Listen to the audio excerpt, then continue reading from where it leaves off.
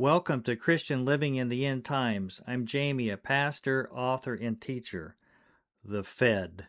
We're going to look at the Federal Reserve, the U.S. monetary system. Money in the Bible, the Federal Reserve, the Fed. Well, this is quite an important topic that we're covering here. And obviously, the Bible is the most important topic, and salvation, is the most critical thing that we need to decide upon in this life. But yet, as far as putting things together for the end times, we know that the Antichrist will have the mark of the beast, the 666, and nobody can buy or sell except they have the mark. Well, this is how you get what we're talking about today. This is how he's able to do that. If the United States kept her money as she should, then the Antichrist couldn't get to that step or that phase. But what we're going to talk about today is it paves the way, or basically opens the door very wide so that people can have control ultimately over our nation and the whole world. So this is very important. The U.S. monetary system. Take a close look at the foundational money principles drawn from the Bible. God is creator. He's in charge. Therefore, he owns everything. People do not own money. Rather, they are only stewards of God's money. When you die, you don't take anything with you. God still has in charge, is in control of it. So good stewardship involves sacrificial giving and a life lived by faith. Those are the most important things. God calls gold, silver, and copper money. We saw that in the Bible. Fiat money has no standard, and its value is determined by the ones making it, in this case, the Federal Reserve. The Antichrist will one day have control over all the world's money. You have to take down the money of the United States to get there.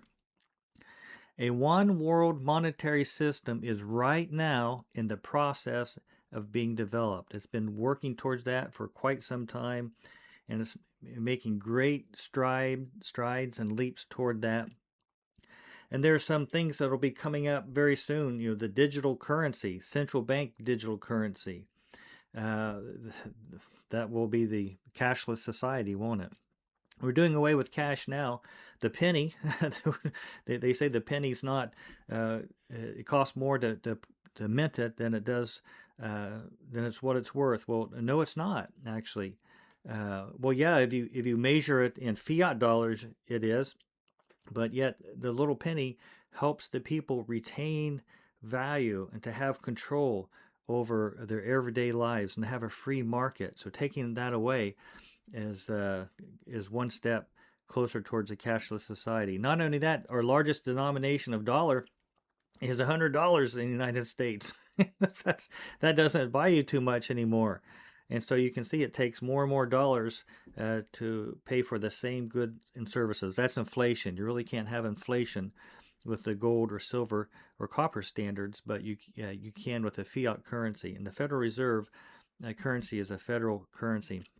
Not only that, but we already have the International Monetary Fund with the special drawing rights, SDRs. That's really the bank of all banks, the central bank of all the nation's central bank. So we already have a system that the Antichrist can use. Maybe it'll change into something else to get more sophisticated.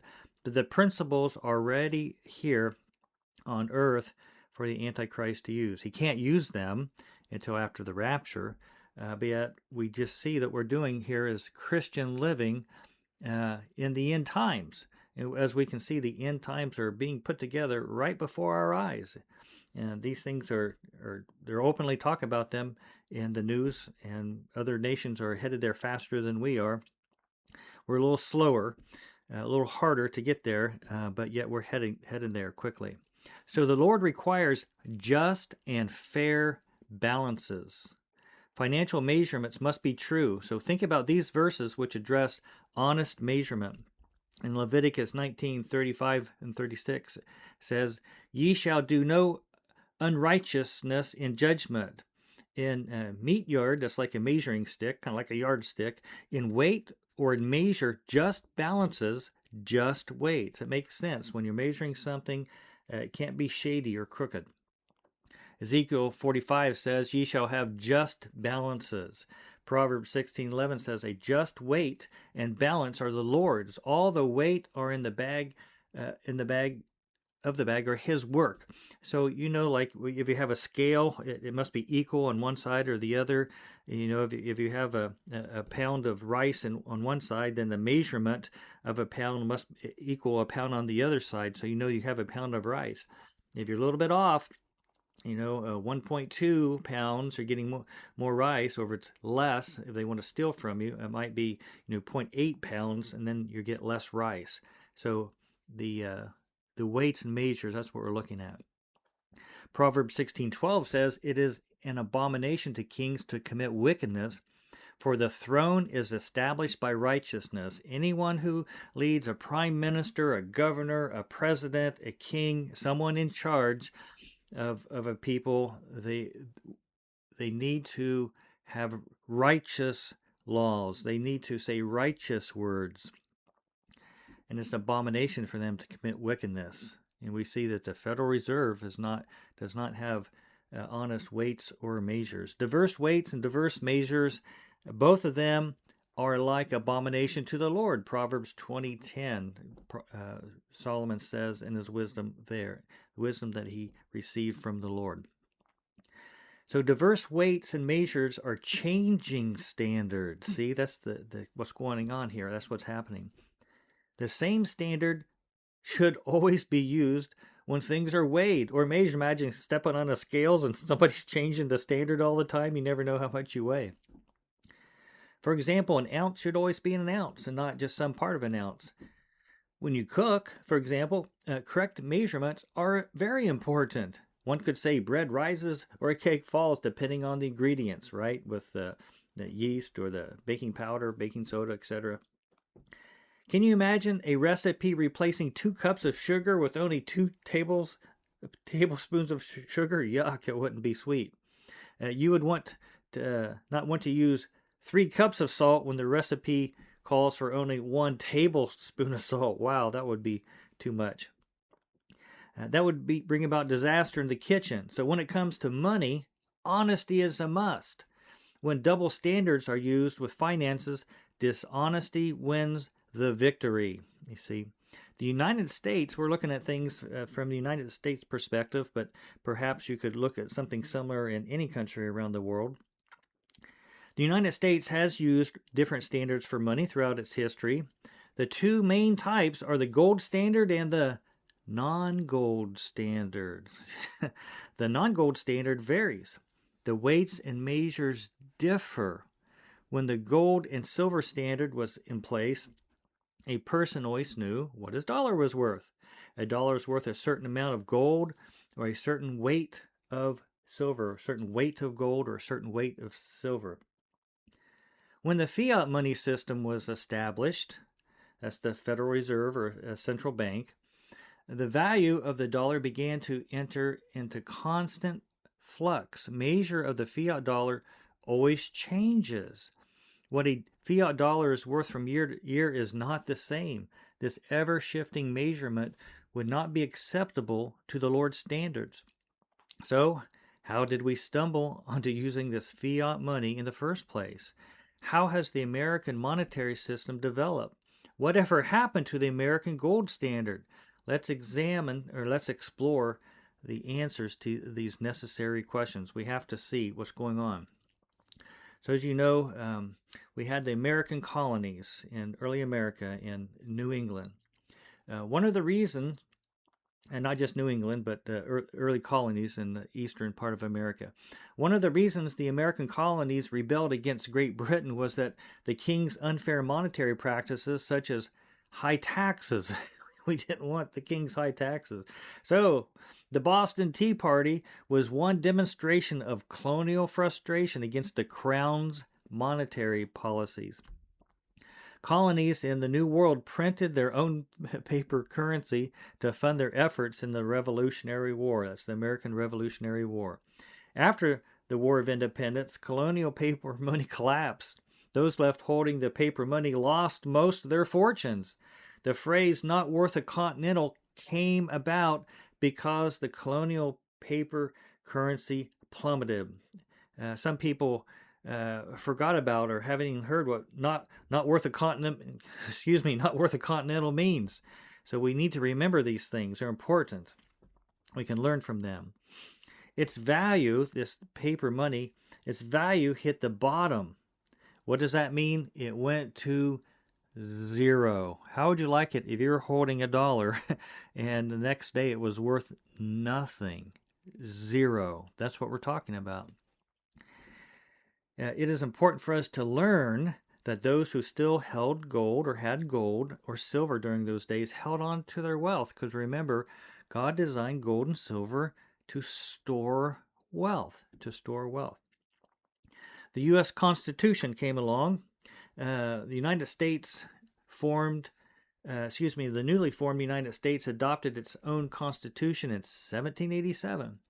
Monetary practices are clearly spelled out in the law of the land. That's what we call the Constitution, the law of the land. That's our main document for law in the United States Constitution. Pay close attention to these excerpts regarding money, which have been taken directly from the United States Constitution. If you don't have a copy, you can get one or find them online pretty easy. But Article 1, Section 8, the Congress shall have power. What's the Congress? Well, that's our House of Representatives and our Senate, the legislative body that makes the law. It's not the judicial branch, the judges. It's not the executive branch, the president, but the Congress shall have power to coin money. Yes, coin money. Coin. Regulate the value thereof and of foreign coin, and fix the standard of weights and measures. See, in early America, they understood what the Bible said about money and what civilized nations use for money, so they put it right in our founding documents. That's what it says.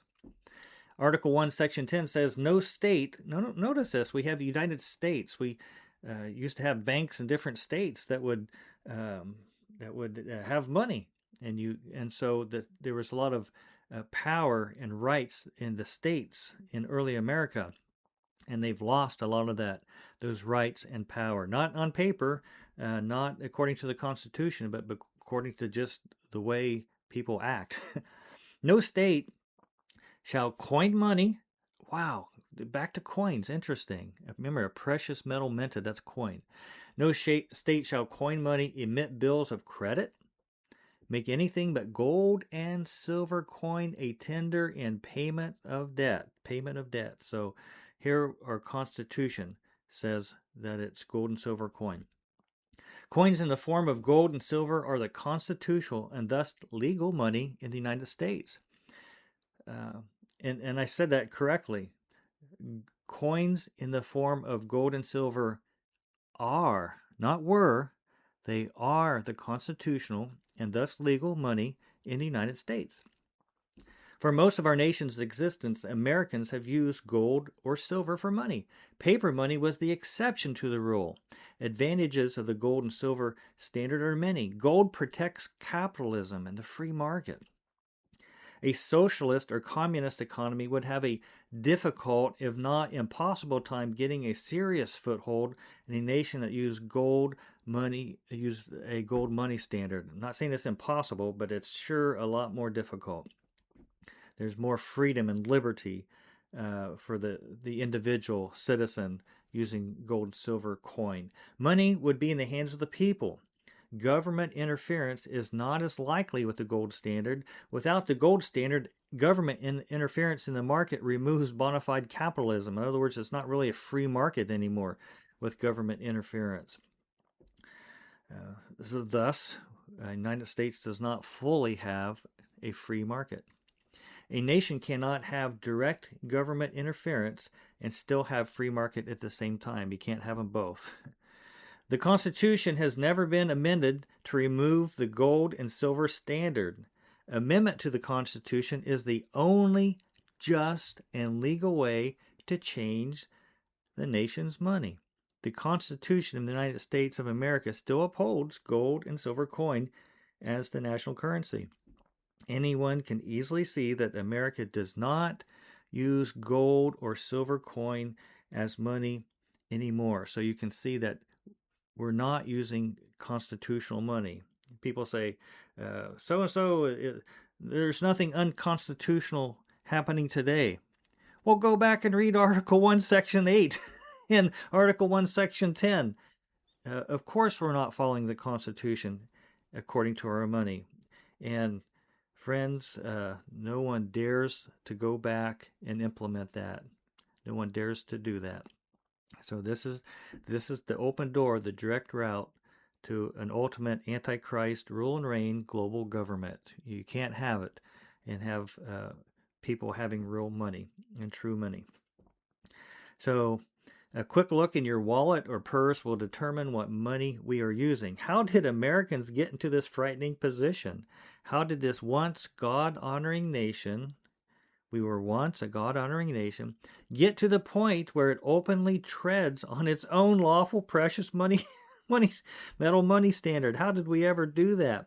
Well, now we're not a God-honoring nation. We're a Bible-rejecting nation. Oh, there's people that call themselves Christians, that's for sure. And there's still good Christians and churches and some institutions. But overall, as a whole, we rejected the Bible, and thus we're rejecting our own Constitution. Early on, people rejected a central bank, such as was popular in Europe at that time. This is in the founding of our country in the early years. Even so, the infant United States chartered a temporary central bank for 20 years. The bank was the First National Bank. The charter for this central bank was not renewed after the 20 years expired. They just let it expire and not renew it. That's a central bank. A second national bank later began. It too was a central bank. A second national bank, or the second national bank, also had a short lifespan. It too closed. The people did not want a central bank because it was too much control in the hands of the government and the power in the pockets of the bankers. The colonies had just shed off big government and replaced it with a very severely limited one, limited by the Constitution of the United States. Those early Americans understood all too well what too powerful of a federal government would do. It will take away private ownership and suppress a capital market. Well, just look around today. What do you know? They had already witnessed an encroaching government remove personal freedoms, and they didn't want that replaced. United States of America, because it's followed the Bible, has had more individual liberty than any other nation, maybe apart from Israel at a little bit of time in Bible times, than any other nation in world history. Well, we've gotten away from that. So we had the Legal Tender Act around the American Civil War. As with many other American wars, the Civil War was paid for by using paper money. Both the Union in the North and the Confederacy in the South looked the other way when it came to the gold standard. Printing presses ran overtime in order to make enough paper dollars for both sides. After the war, Confederate money crashed and became worthless. The only thing it was fit for was the trash can. The Union economy bounced back more rapidly. Union recovery prevailed, but only after suffering its own financial losses. It took the Southern states much longer to recover. During the time of national crisis, paper money backed by nothing, zero, became an accepted means of payment. We have to do this, was the thought, I guess. This was done even though gold or silver was alone the constitutional money, particularly there in the North. Those in the Greenback Party, and now you know why we call these the Greenbacks, ink green on the back. Those in the Greenback Party desired to loosen the Constitution's tight strings to the gold and silver standard. The Legal Tender Act was passed, making paper legal tender. Now it's not constitutional, but it's legal. Well, what do you know? At least those are the words. Those are the words. Surprisingly, Many people accepted this act as being more lawful than the Constitution itself, no longer the law of the land. A series of court decisions tested the validity of this new money. In time, the Legal Tender Act triumphed over the law of the land, triumphed over the Constitution. The average person reading the Constitution with common sense was left asking, how can the government make gold and silver coins out of paper? Well, you can't. You can't. So something's been switched, like the money changers, you see. Something's been switched. Something's been changed. So now wealth remains with the big bankers and the government people that associated with that. That's where the real wealth gets transferred to and out of the pockets of the common people on Main Street. The Federal Reserve Act. Well, in 1913, the Federal Reserve Act was passed, and the infamous Fed was born. We call it the Fed. Don't fight the Fed when you're looking at investing. The Federal Reserve is not federal. That is, it's not part of the federal government. Well, we do know, as far as the governing board of the Federal Reserve, our president, national president, appoints those people, and they're confirmed by the Senate. But I believe the 12 regional banks select their own officers. So there's really, you don't see the cabinet position of the Federal Reserve, or somebody in Congress, a part of the Federal Reserve, or the people don't vote on the Federal Reserve. So the U.S. Treasury is the federal agency to set up and direct United States money, not the Federal Reserve. That's the Treasury Department. The Federal Reserve also does not have any reserves. That is, the Fed is a bank utilizing paper while having no precious metal reserves in exchange for that paper. It has no gold and silver, that you can exchange for their banknotes. Now, central banks can buy gold, and oftentimes they have been, but that doesn't mean that you can walk into it and exchange it. That's what we mean, no reserves that you can exchange for your dollars or your Federal Reserve notes. So the Federal Reserve is a central bank. So really you can say it's not federal and it has no reserves. Remember it that way. It is a private bank and not a government institution. The Fed is not the same as the U.S. Treasury. The Federal Reserve is a private organization and is not responsible to government oversight. It is not even subject to public audit. Can you imagine a bank where no one is allowed to see the books? The Fed's main instrument is the Federal Reserve Note. Decreed legal tender, somebody just said it was, basically. This basic unit is a piece of paper called a dollar. Of course, it's going to go to digital, probably not that much longer, not too distant in the future. They have to go that way. This note does not meet the constitutional criteria of silver or gold coin. The Federal Reserve notes are not constitutional money. A Federal Reserve note is similar to a promise to pay something that is not redeemable. This is crazy. It's a promise to pay, but not a promise to produce anything. So you can do many things with it, but you cannot redeem your Federal Reserve note, that's your U.S. dollar, for gold or silver coin. You just can't. They won't do it. The Federal Reserve will not give a person a gold or silver coin for his dollar. The Fed is a giant leap away from the gold standard. The Federal Reserve System is a credit-based system, credit or debt, fiat-based system. The Federal Reserve note does not readily meet the constitutional nor the biblical requirements for money. Wow, what a tangled web we weave. We've really gotten away from the Bible and our own Constitution. I once toured a branch of the Bureau of Printing and Engraving. The primary function of this government institution was to print Federal Reserve notes for the central bank, the Federal Reserve itself. And when I was there, they're getting ready to open up this huge, super huge, vast printing press, and they're all proud of it. And I thought, oh man, here goes inflation. inflation just to print more dollars. That's really going to help. Anyway, while we're along the tour, one informational video stated the paper that's actually a cotton product. It's more like your blue jeans than it is paper from a tree kind of a thing, but it was printed at the facility. Notice this, it was only regular paper until it entered the Federal Reserve vault. So again, this is at a United States taxpayer-funded Bureau of Printing and Engraving.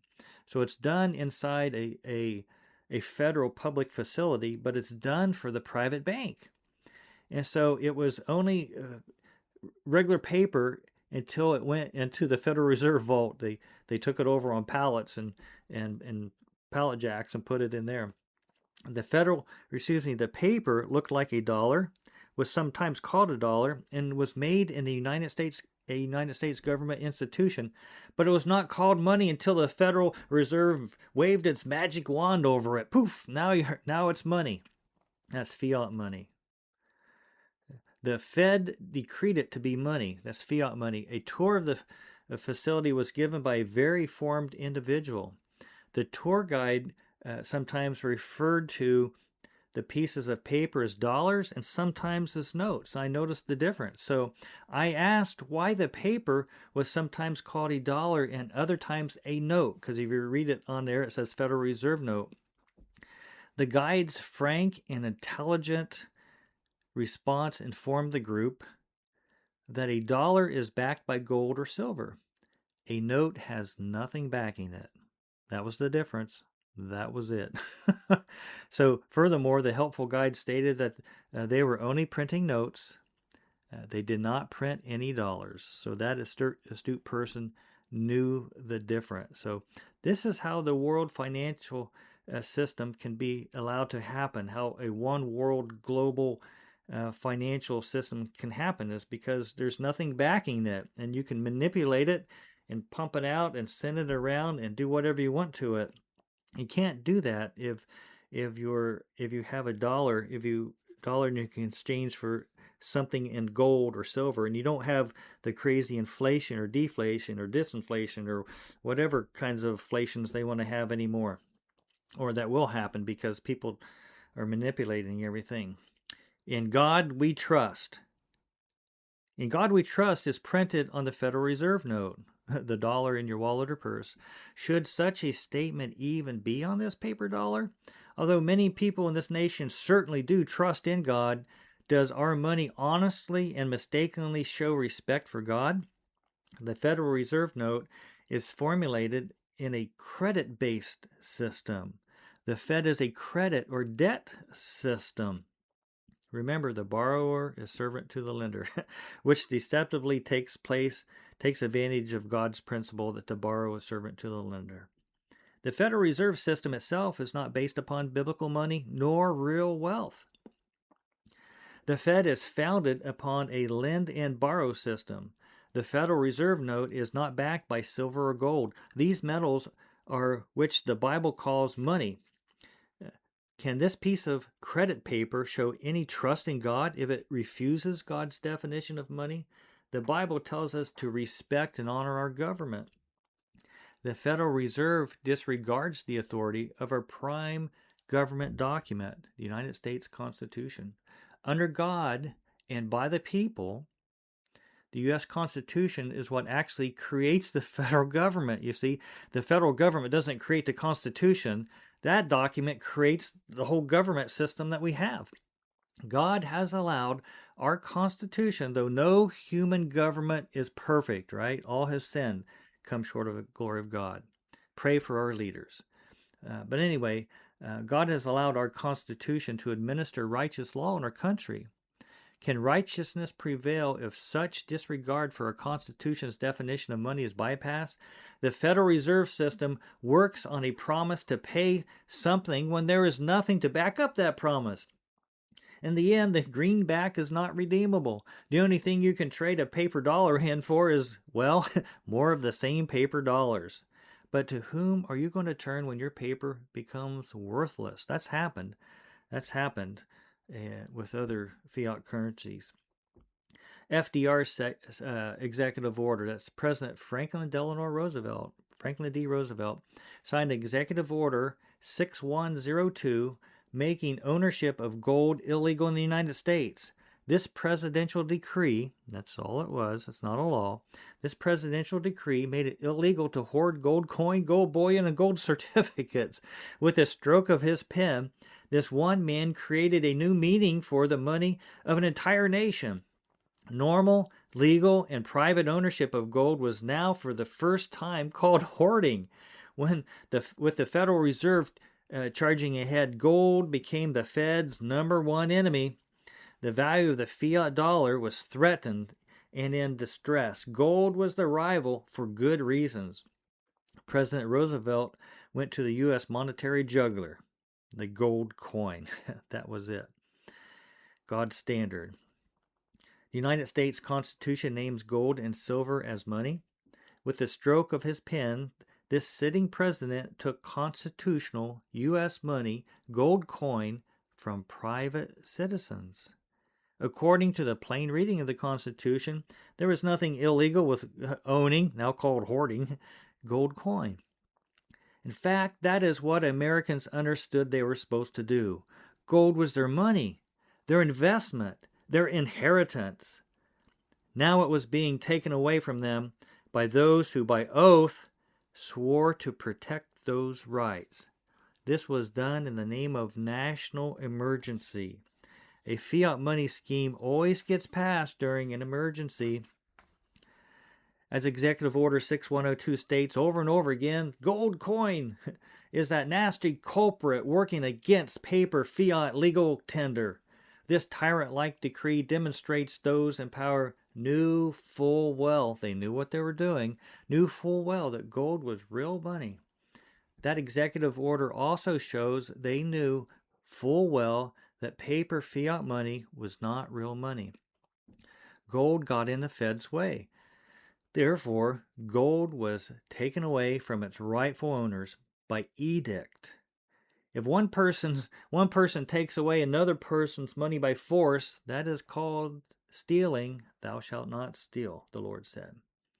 A person cannot show his trust in God and also be stealing from someone at the same time. Now remember, no president has ever revoked this order. No sitting president has ever rescinded this executive order. No one will. No one will.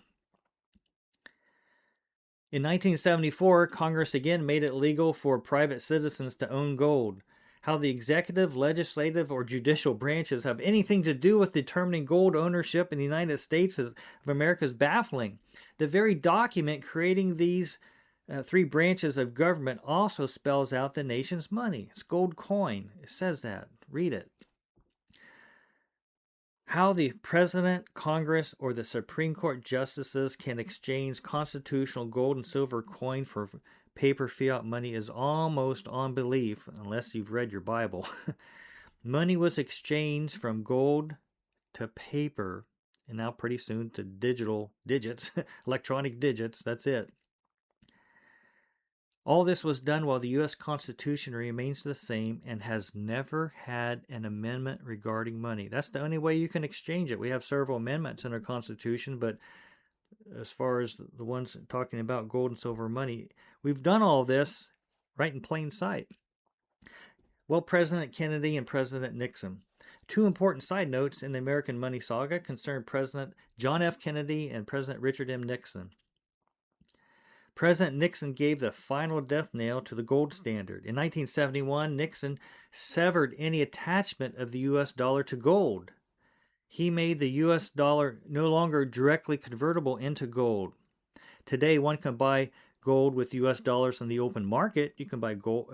You can buy this stuff with U.S. dollars, but unfortunately, paper currency is no longer, and this is the key, no longer exchangeable for gold at the central bank. Again, nobody's ever overturned Nixon's decree or decision either.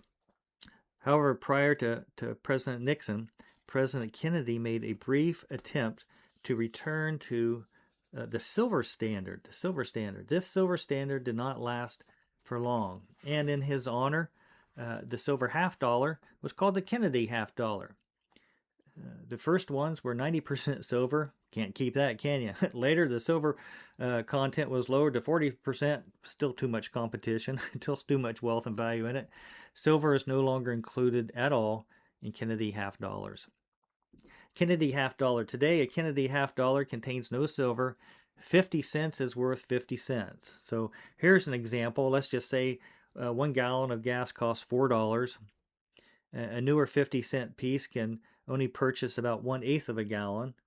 An older Kennedy half dollar contains 90% silver. That same coin might be worth about $8 today, probably more than that at the time of this recording. But just for math purposes, let's compare that. So that silver coin could buy about 2 gallons of gasoline at the pump, probably more than that.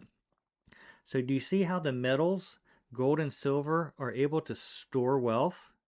They may even increase in some value. On the other hand, paper fiat money decreases in worth. Somebody is stealing money from us. Just by holding a fiat dollar in your pocket, it decreases in value over time. So that's stealing. The Federal Reserve note actually loses value. We must be sure we understand this difference. This is incredible. I know this is a longer recording, but it's just so incredibly important for you to understand. There might not be much you can do about it, but if you understand this, it can help you in your financial decisions, and it can help you have peace of mind while watching the news. Why is all this inflation going on? Why is the Fed chairman so important? And why is the Federal Reserve building in Washington D.C. actually a private building and not a government building? And it just goes on and on and on. And why are we going to a digital currency? And why are we getting rid of our cash? And why are we now merging with the other countries? And why are we taking bailouts? And see, it all comes back to getting off the gold and silver standard, constitutional money, to the Federal Reserve, or I should say, whatever you call it, but to the fiat currency, fiat dollar. The Bible calls gold and silver money for a reason. The framers of the U.S. Constitution understood this and defined American money as gold and silver coin. The price to pay for having abandoned our gold and silver standards is very, very steep. We are not yet done paying the bill for leaving true money. Honest weights and measures. God says that we must use honest weights and measures. Honest money is gold and silver. Fiat money systems do not include the kind of weight and measurement. Gold and silver protects the population, protects the individual, the common person, against inflation. Gold and silver are a means of storing wealth. There's another kind, we need to consider this, friends. There's another kind of weight and measurement also. How does each of us measure up to the holy God? The Lord is perfect in all his ways. God is pure and free from all sin. The Lord hates sin, and we are sinners.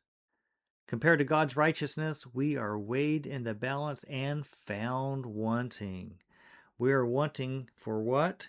For the righteousness, for God's righteousness. We don't have that apart from him. God is aware of our sin, and he is very gracious to pay the profound debt we all owe. For all have sinned and come short of the glory of God, being justified freely by his grace through the redemption that is in Christ Jesus, even the righteousness of God, which is by faith of Jesus Christ, unto all and upon all them that believe. Do you have God's righteousness?